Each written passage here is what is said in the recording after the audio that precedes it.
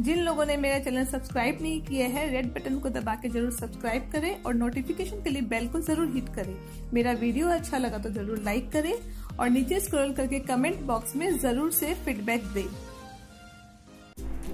Hello friends, welcome back to Chai Shai. आज चाय शाय में हम बनाने जा रहे हैं चॉकलेट से भरा चोको स्विस रोल।